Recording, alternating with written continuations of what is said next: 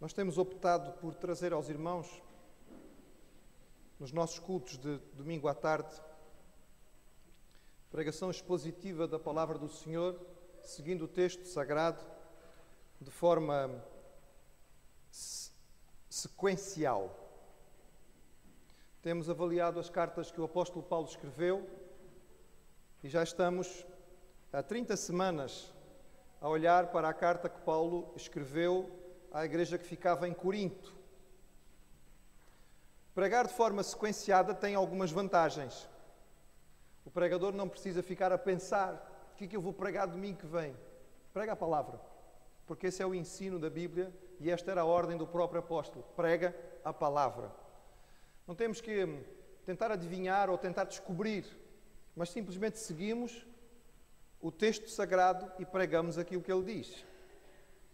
Mas pregar o texto de forma sequencial tem alguma dificuldade, porque por vezes, ao fazê-lo, nós poderemos chegar a alguns textos que são difíceis e que o pregador, por escolha própria, talvez não pregasse.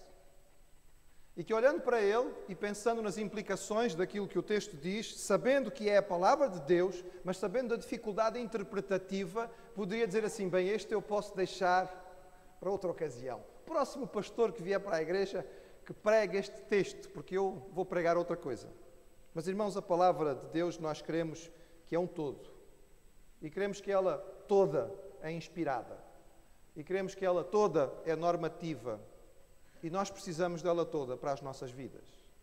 E por isso, tendo feito um ligeiro intervalo não propositado, por várias razões, domingo passado nós tínhamos um culto diferente, por exemplo, eram batismos, era uma coisa diferente. No culto anterior os homens tinham estado a dirigir, era um culto que era dirigido por eles, quem pregou foi alguém do nosso departamento masculino, mas nós chegamos a um texto da palavra do Senhor que pode trazer alguma dificuldade, mas nós vamos lê-lo e vamos procurar entendê-lo à luz daquilo que é a interpretação correta da palavra de Deus e da doutrina. E eu estou a falar da carta do apóstolo Paulo, a primeira carta aos Coríntios, o capítulo 11, a partir do versículo 2.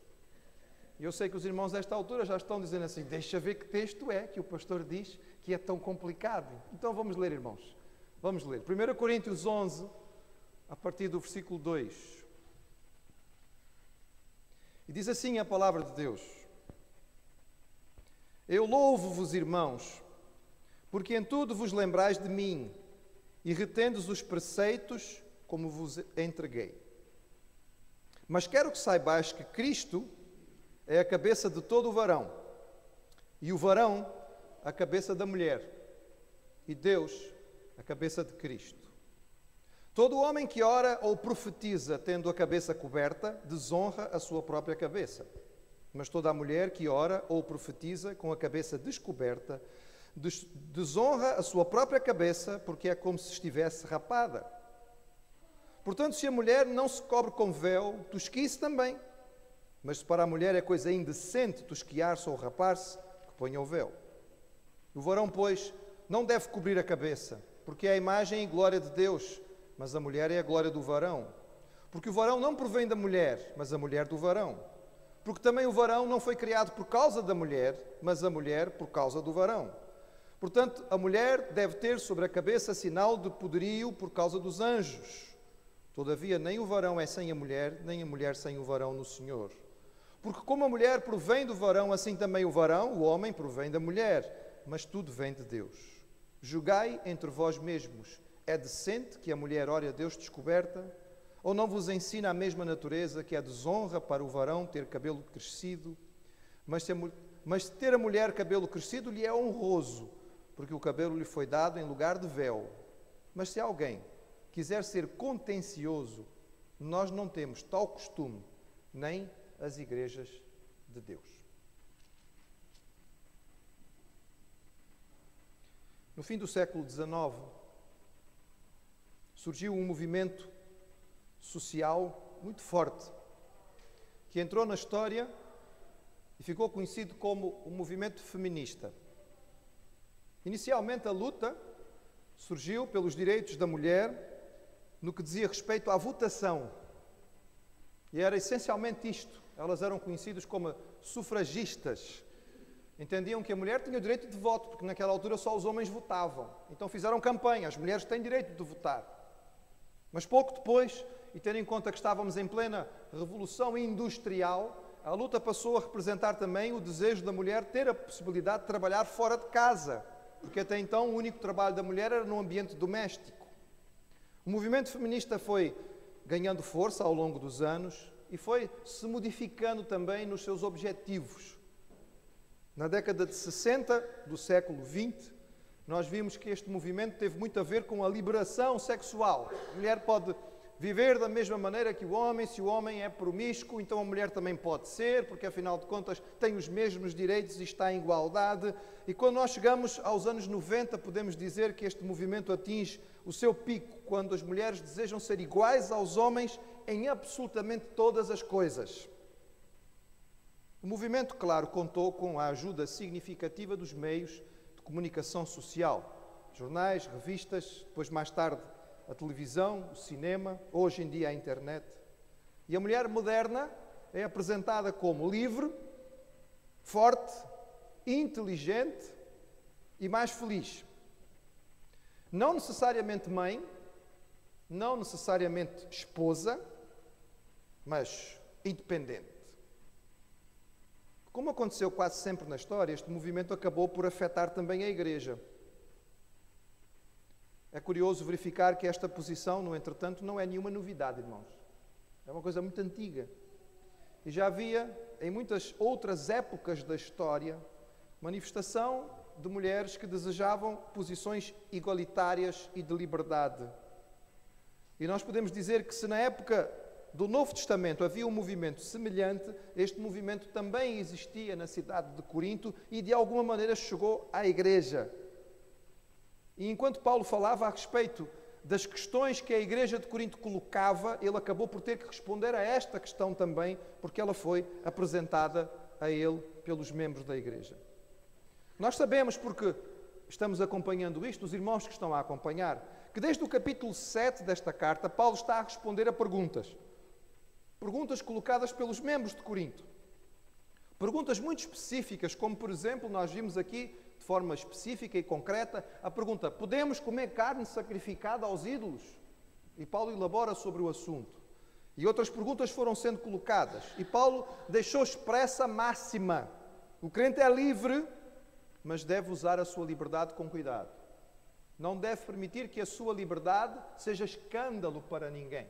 Não deve usar a sua liberdade para dificultar a vida de ninguém. O crente maduro, muitas vezes, abre mão da sua liberdade para não prejudicar os outros. Paulo elogia os coríntios no início deste trecho. E é interessante porque é uma boa didática, não é? Primeiro ele elogia para depois corrigir. E às vezes é necessário, não é? Dizer que nós não estamos desprezando totalmente. Há coisas que nós vemos que são boas, mas algumas precisam ainda ser corrigidas.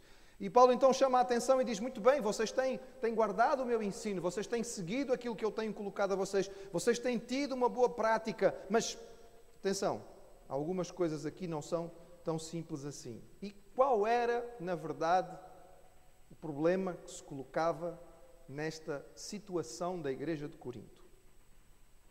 A questão, no fundo, irmãos, era simples. Era a forma como homens e mulheres se apresentavam no culto. E esta forma como eles se apresentavam no culto, naquele contexto específico da cidade de Corinto, naquela época da história, refletiam os princípios que aquela cultura podia ou não considerar aceitáveis.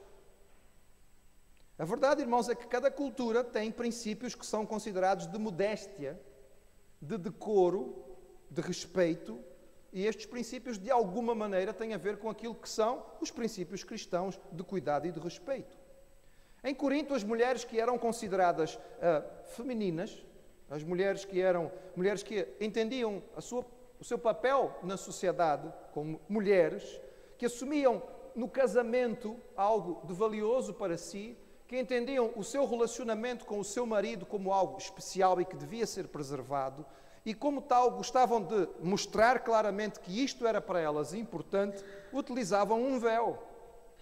Era um gesto de modéstia, era um gesto de respeito, era uma forma de honra aos seus maridos. Era uma maneira de dizer: eu sou uma mulher casada, sou uma mulher de respeito, não estou interessada em mais ninguém. Portanto, pode mudar o seu olhar e pode procurar por aí, mas aqui não, porque eu não estou interessada nisto.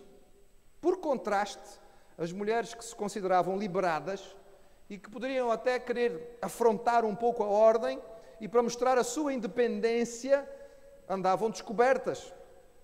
Havia dois tipos de mulheres que andariam sem véu no contexto de Corinto naquela época. Um grupo bem pouco recomendável, que seriam as prostitutas. Evidentemente que não podiam se cobrir, porque fazia parte do seu trabalho expor-se para poder chamar a atenção. E o outro grupo seriam aquilo que poderíamos de alguma maneira chamar as feministas da época, que não usavam véu como uma espécie de ato de rebeldia contra a ordem instituída, para provar que elas não eram submissas, não estavam debaixo de nenhum tipo de direção. E parece que esta ideia foi chegando à igreja de Corinto. E havia algumas mulheres que entendiam que a sua liberdade em Cristo significava que elas não precisavam de usar véu, não precisavam ter este aspecto feminino, não precisavam dar esta ideia no contexto da igreja. E isto estava a provocar problema. No nosso contexto atual, na nossa cultura, provavelmente teríamos que pensar em coisas um bocadinho diferentes do véu. Hoje em dia, na cultura em que nós vivemos, na nossa realidade em Portugal, hoje, início do século XXI, nós não vemos mulheres utilizando véu. As mulheres utilizam véu em apenas uma circunstância, quando utilizam, no casamento, não é? E porquê que utilizam véu no casamento, já agora? Não sei se já pensaram nisto, mas há uma razão, evidentemente, para se usar véu na altura do casamento. E tem a ver exatamente com aquilo que o contexto diz aqui. Mas uma vez casada, a moça não usa mais véu, ela não faz parte da nossa cultura fazer isto. Mas evidentemente que há na nossa cultura também um código de vestimenta. É uma maneira de uma mulher se apresentar. Uma mulher casada, de respeito, na nossa cultura, que valoriza o seu casamento e a sua família, que está satisfeita na sua forma de viver em casa, não anda por aí com grandes decotes, com mini saias, chamando muito a atenção, porque evidentemente que isto transmitiria uma mensagem que ela não quer transmitir. Ao se vestir, ao se preparar, ao se apresentar, ela estará dando a seguinte mensagem: sou uma mulher de respeito, sou uma mulher casada, não estou interessada. Ao passo que se a mulher quiser realmente chamar a atenção, despertar para si o interesse, nós sabemos como é que isto acontece na nossa cultura. E se não lembramos, basta sair à rua, que é fácil, nós percebemos, e agora no verão fica um bocadinho mais fácil então de se perceber isto. Temos que compreender estas verdades, irmãos, em termos de contextos. Parece que de igual modo havia alguma confusão em relação aos homens na igreja em Corinto. Não sendo um princípio cristão, a verdade é que os homens em Corinto estavam começando a se cobrir para estar na igreja, para orar e para pregar. Não há uma explicação no texto se isto seria eventualmente uma influência judaica ou não. Algumas pessoas lembram que os judeus gostam de usar um chale para a oração, mas há também quem nos diga que os chales de oração são posteriores em tempo, não se usavam ainda nesta altura. Seja como for, homens com a cabeça coberta acabavam por confundir as coisas.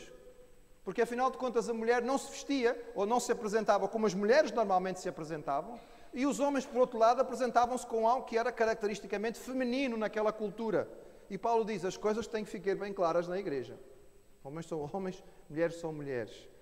E se isto não for assim, na igreja vai haver confusão.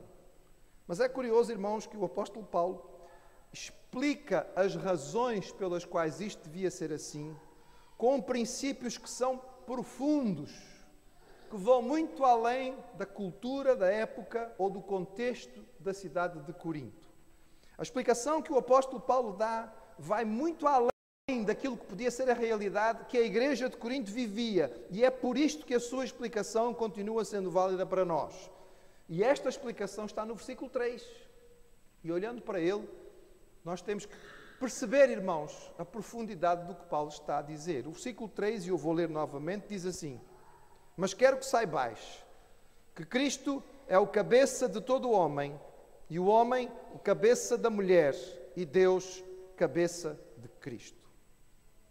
Paulo estabelece aqui um princípio divino de autoridade e submissão. Trata-se de uma lei eterna. A maneira como Deus faz as coisas tem a ver com a criação do Senhor. Ele criou as coisas desta forma, havendo autoridade e havendo submissão. A palavra cabeça que é usada neste versículo é a mesma as 3 vezes. Porque alguém podia dizer, mas será que é a mesma palavra? É a mesma. Céfalos, que nós usamos, não é? Para falar da nossa cabeça, mesmo em português. A palavra transmite a ideia de autoridade. E é claro que isto também nos diz que se alguém tem autoridade, alguém tem que sujeitar. Notemos que estas relações são importantíssimas. E o que é que acontece se elas não existirem? Vamos começar, irmãos, pela última, que diz que Deus é o cabeça de Cristo. Note bem, meu irmão, note bem. Jesus, Deus o Filho, se sujeitou a Deus o Pai, aceitando a encarnação e seguindo o plano do Pai até ao fim. Pergunta teológica para os irmãos pensarem, mas eu creio que os irmãos sabem a resposta.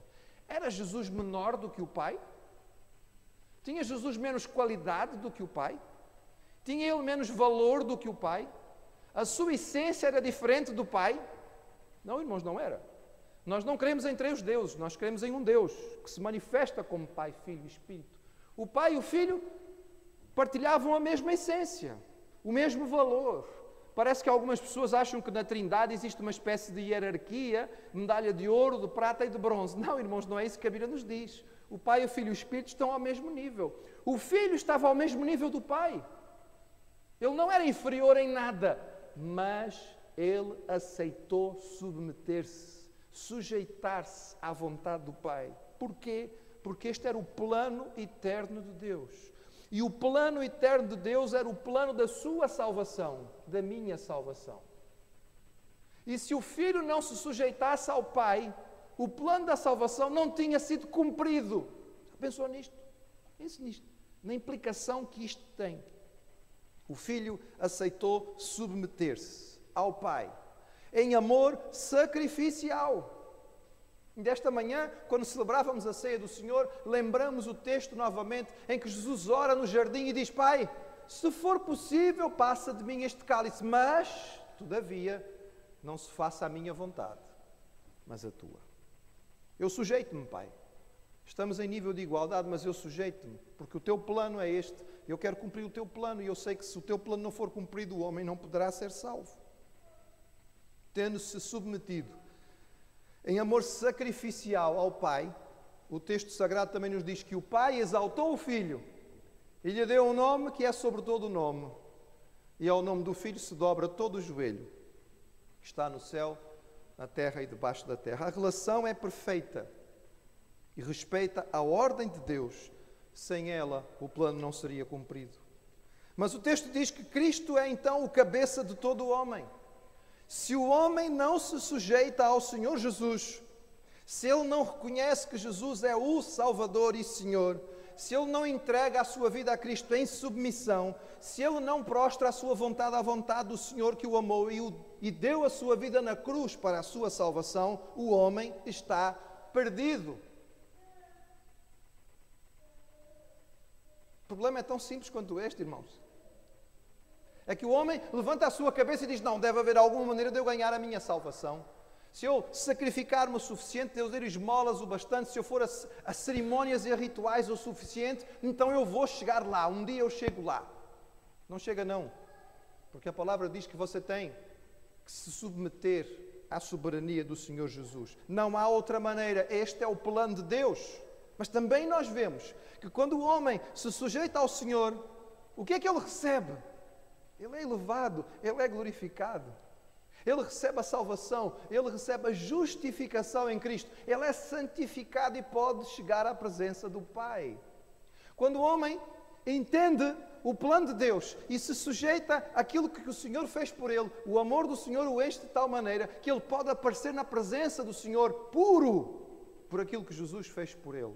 Oh, meus irmãos, vale a pena esta submissão, porque é o plano do Senhor e é o ideal. E então chegamos àquele ponto que parece sempre tão difícil. A mulher é então chamada. Notem bem, a exemplo de Jesus, porque tanto a mulher quanto o homem são chamados a seguir o exemplo de Jesus. A mulher é chamada a exemplo de Jesus a se sujeitar ao marido. É o plano de Deus. Vou repetir, irmãos, não tem a ver com diferença de valor, nem de importância, nem de essência, nem de capacidade, nem de salvação, nem de dotação. O homem e a mulher em Cristo são iguais no que diz respeito à salvação. O texto diz: porque todos sois filhos de Deus pela fé em Cristo Jesus, porque todos quantos fostes batizados em Cristo, já vos revestiste de Cristo. Nisto não há judeu, nem grego, não há servo, nem livre, não há macho, nem fêmea.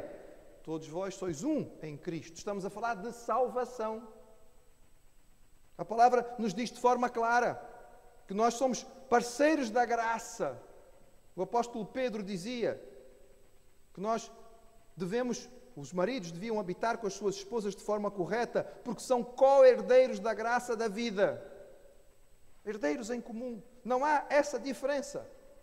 Mas há, irmãos, sim, uma diferença em termos de função. O Senhor criou com uma diferença em termos de função. E foi Deus que fez e criou, e desde o início estabeleceu o homem para que ele fosse o cabeça do lar.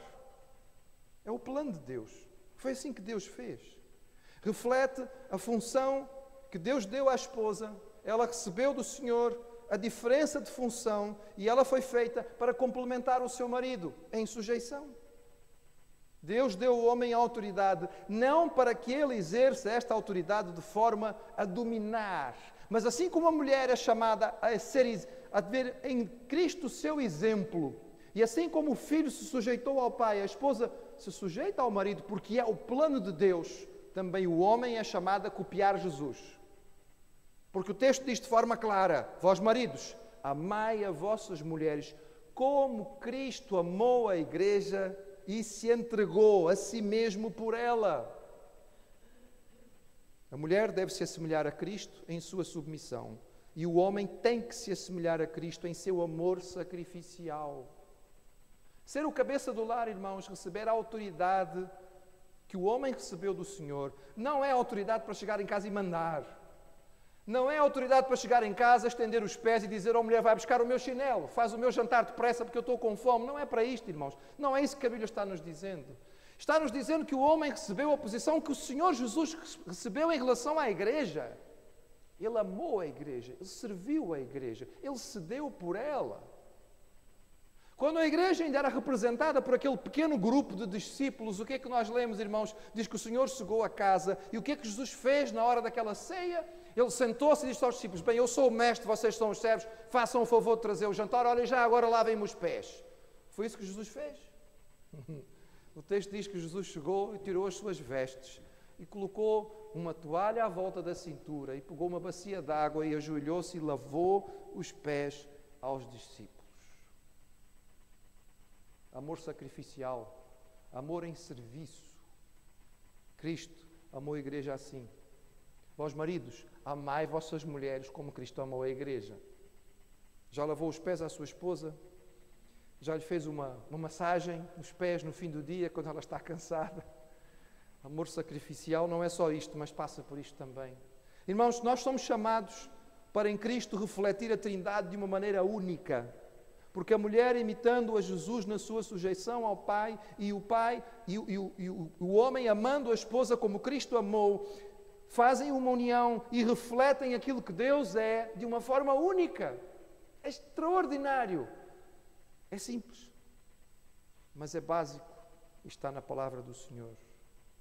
A autoridade que Deus deu ao homem é para ser bênção, cumprindo o propósito de Deus na sua vida e sendo instrumento para que o propósito de Deus na vida das pessoas que estão à sua volta se cumpra. O marido ser cabeça significa que ele tem que ser instrumento de Deus para que a esposa também cumpra o propósito de Deus para a sua vida. Para que os filhos que este lar tenha cumpram o propósito de Deus para a sua vida. Esta é a responsabilidade do cabeça. Pastor, bem, começa a ficar complicado. Se calhar este texto não é tão difícil para as mulheres, pastor. Parece que ele é mais difícil para os homens. É assim, meu irmão. quando nós entendemos a palavra, é sim. Paulo dizia que até por causa dos anjos era importante, porque eles, sujeitando-se à vontade de Deus e estando presentes na igreja, precisavam de ver servos e servas do Senhor que aceitavam isto e entendiam. Quando a mulher, não compreendendo esta verdade da palavra, a rejeita e se subleva, o que nós temos, irmãos, é que o plano de Deus para a família cai, é destruído. Seja porque o homem foge da sua posição, seja porque a mulher exige esta posição, e nós temos a queda da família com consequências terríveis para a humanidade. Nada neste texto nos fala sobre inferioridade da mulher ou superioridade do marido, mas nos fala sim sobre a forma como Deus criou e a forma como nós podemos abençoar. Em última instância, o problema era este. As irmãs em Cristo, na igreja de Corinto, não estavam a compreender isto. E pela sua apresentação na igreja sem véu, estavam a dizer: nós não queremos mostrar submissão nenhuma aos nossos maridos. Esta história de ser submissa ao marido não é para nós. E isto era errado. E Paulo estava a corrigir. E estava a dizer a elas: dentro da vossa cultura, isto prova a submissão. Então, submetam-se. Compreendam o que isto significa. E Paulo dizia aos homens da igreja de Corinto: vocês não entenderam muito bem qual é a vossa posição. Não confundam as pessoas quando olharem para vocês para saber se afinal são homens ou não. Aquele que serve ao Senhor na vossa cultura não cobra a cabeça, portanto vocês também não vão fazê-lo. Para que fique claro que vocês estão aí ocupando a vossa posição. Meus irmãos, este princípio, que era um problema que eventualmente tinha a ver muito com a cultura daquele tempo, levou o apóstolo Paulo a nos ensinar uma verdade profunda da palavra de Deus no que diz respeito à maneira como Deus fez o homem e a mulher e preparou o primeiro casamento. Esta é uma lição tão profunda e tão valiosa, porque quando nós a entendemos, e sobretudo quando os casais cristãos conseguem aprender a vivê-la, damos um testemunho único ao mundo que está à nossa volta. A esposa submete-se como Cristo, mas o marido ama como Cristo e ele exalta a sua esposa como o pai exaltou o filho. Os irmãos já leram o livro de Provérbios no fim? Mulher virtuosa, quem a achará? O seu valor muito excede ao de rubis. E o texto continua e diz assim: o seu marido a elogia nas portas da cidade. Porque diante dos chefes e dos líderes, naquele local mais público, aquele homem tinha alegria em exaltar a sua esposa, que era uma esposa que tinha se sujeitado a ele. Mas ele tinha alegria em dizer diante de todos: isto é que é mulher, isto é que é esposa, isto é que é mãe. Meus irmãos, nós somos chamados a imitar o nosso Deus, porque nós fomos feitos à imagem e semelhança do Senhor para refletir a sua glória. Que nós possamos compreender qual é o plano de Deus para nós. O plano de Deus para as nossas famílias, os nossos casamentos, porque desta maneira nós podemos dar um testemunho que o nosso mundo precisa. E a nossa sociedade em Portugal hoje clama por receber. Que nós possamos ser achados entre aqueles que compreendem e vivem a vontade do Senhor neste aspecto também. Amém.